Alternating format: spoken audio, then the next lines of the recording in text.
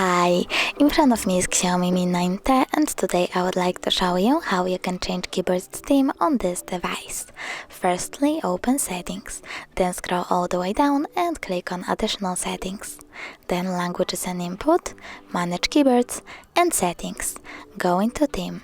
Over here, click on Show More to see all available options, and when you're done, you can pick, for example, a color.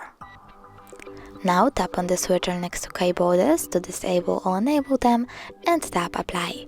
But you can also download one of the images by tapping on it and choosing Apply as well.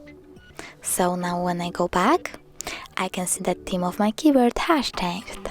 Thanks so much for watching. If you enjoyed this video, don't forget to leave a like, comment and subscribe. Bye!